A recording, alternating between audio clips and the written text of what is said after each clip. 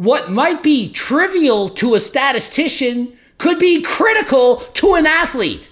In conclusion, it's trivial. Not really a big deal. Don't worry about it. An athlete thinking, this is going to make the difference between me making the Olympics, me not making the Olympics.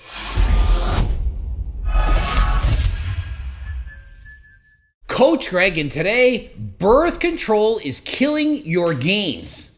Literally, this is not clickbait. So recently, a meta-analysis was done on oral contraceptives and their effect on exercise performance, whether it be strength, cardiovascular endurance, jumping ability, and so on. And people think, well, because it's a meta-analysis, it's the gold standard. So whatever they say, it's gotta be true. It's the gold standard.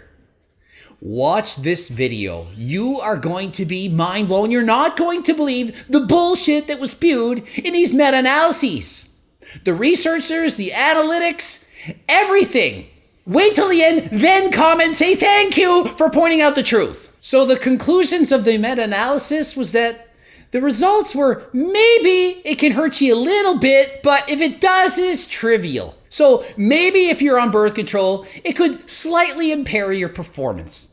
Maybe a little bit trivial. Not true. Going to show you that it in fact could be just the opposite. Not trivial, but rather a massive drop in exercise performance. And why might this be true? Well, in a 2014 meta-analysis, it was concluded that taking birth control pills can in fact decrease total and free testosterone while increasing SHBG, sex hormone binding globulin. So it kind of makes sense to think that if you're on birth control pills, you're taking hormones and it lowers your testosterone levels, that you probably won't perform as well.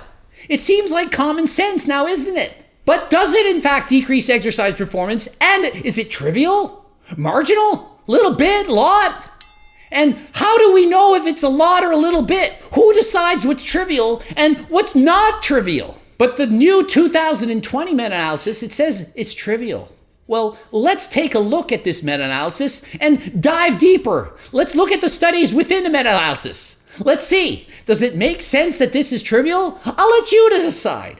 I'll go present the information simple to you, and you can make your own flippin' conclusions. So when doing this meta-analysis, they said, well, let's remove the outliers. Outliers are extremes in data. You know, dramatic changes. So what they did is they took out 11 studies that showed that birth control really did make a big difference. It hurt exercise performance. They figured, well, birth control shouldn't make that big of a difference. So anytime there's a drop in performance over 2%, we'll just take those studies out because they're probably garbage studies. They probably did it wrong. Let's ignore those. So they took out the 11 most influential studies that said birth control can decrease performance. Took them out. We don't want you. You're outliers. Does that make sense? It would be like doing a study on testosterone with 100 people and saying, well, let's remove the 11 people that improved the most because it's probably wrong. So we don't want them in the study. Let's ignore those results. And then they conclude testosterone, marginal benefits, probably doesn't really work. Could you do that? Would that make sense? I'm sure you're thinking, well, no, that doesn't make sense. That's literally what they did. Literally what they did. And of all these studies, there was only one study that was randomized. You gotta love randomized studies. They're the best to show what you're trying to see. Randomized studies. The other studies? Lots were crap studies, to be honest. Not the best. Observational studies. Maybe they had not many people in the study. Useless, perhaps, not sure, maybe. But there was one randomized study. This one we should really look at now, shouldn't we? And this is what they did in this study, and you tell me if you think this is a good study. They took female athletes, put them in two groups. One group, they took the birth control pills. The other group, a sugar pill, placebo, nothing in it. Didn't tell them what they were on. They didn't know. And they're told, go train, do your thing. Keep training. You're a female athlete. We're going to measure your performance before and after the study. The females who were taking the birth control decreased VO2 max by 4.7%. They got worse, almost 5% worse. The women who took the placebo, they improved 1.5%. Why? Well, they're training. Why wouldn't they get better? They keep training, they're taking a placebo, and they get better. They're getting improvements. But the ones who took birth control, they got worse. Almost 5% worse. So the net difference? 6.2% difference between the birth control and the placebo. So think of it, a 6.2% decrease in VO2 max. That's the difference between winning the Olympics and not making it to the Olympics. Trivial though, right? It's trivial. It's only one study, probably the best study in the whole group, but it's only one randomized trial. So it's a meta-analysis, the golden standard, but it's not that great of an analysis if all the studies in the friggin' meta-analysis suck.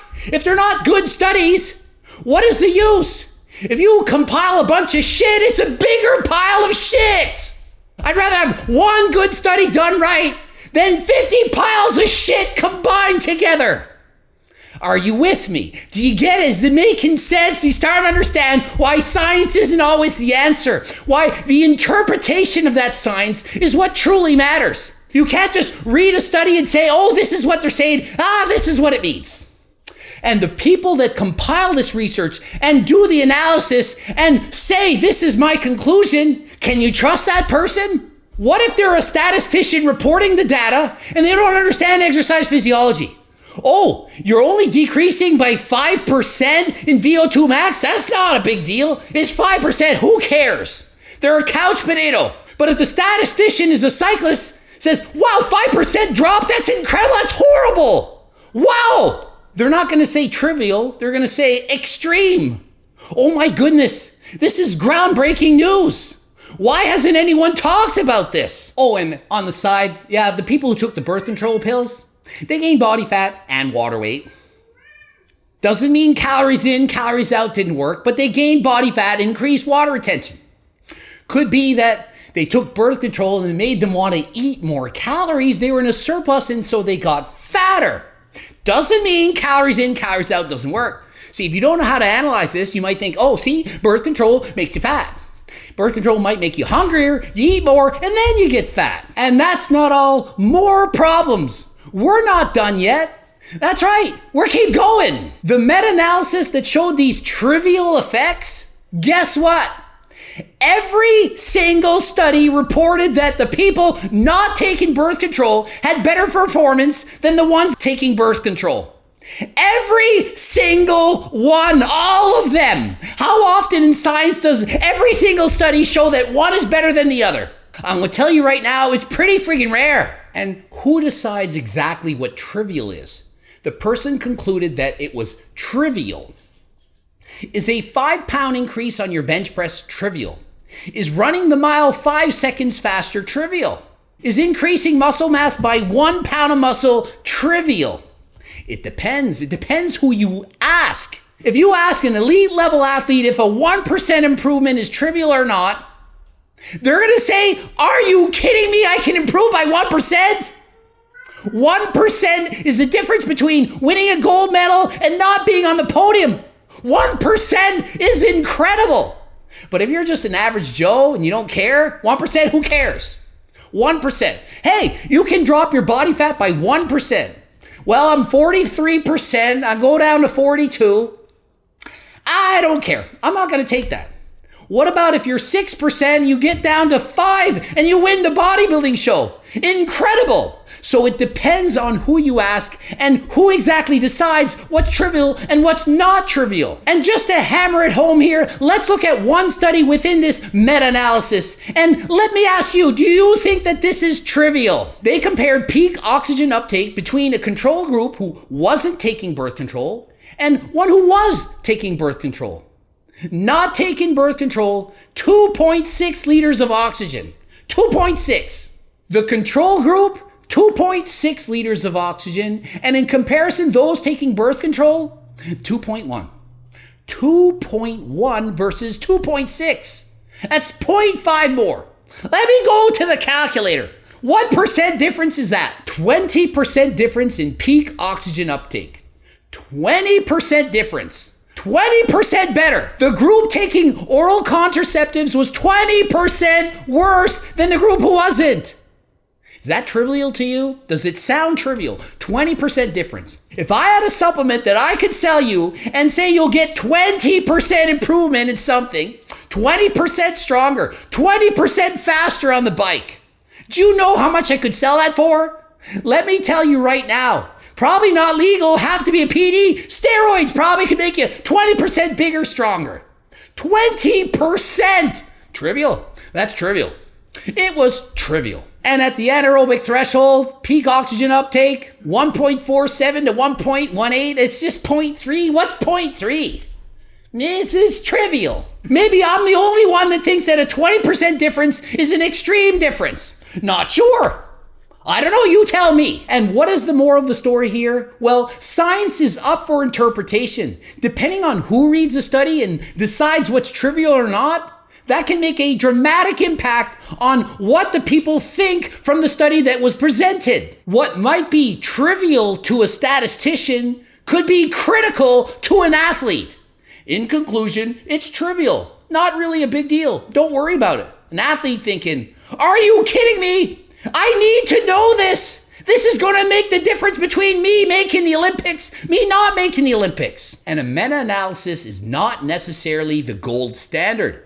It's based on the studies that are in the meta-analysis. As I said before, if you compile a bunch of shit, it's a bigger pile of shit. One good randomized study can in fact be way better than 50 studies pooled together in a meta-analysis if it's pooled on a bunch of shit. And so being as I'm Coach Greg, I don't just have to rely on what the studies say. I have anecdotal evidence, phone calls with clients, athletes I've coached who have been on birth control and not been on birth control. So for example, when somebody calls me on the phone and says, I used to be doing good. I was amazing. My goal is to make the Olympics in whatever sport they're on. And then suddenly they have a decline in performance. And the only thing they did different was add in birth control.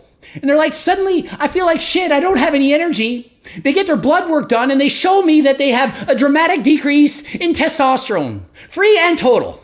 And so if they ask me, do you think that I should continue to take birth control or should I perhaps stop because it's negatively impacting my exercise performance? If you hear that, see that, look at the blood work, you're thinking, well, yeah, of course you should stop. But if you read the studies, it's going to say, probably doesn't matter.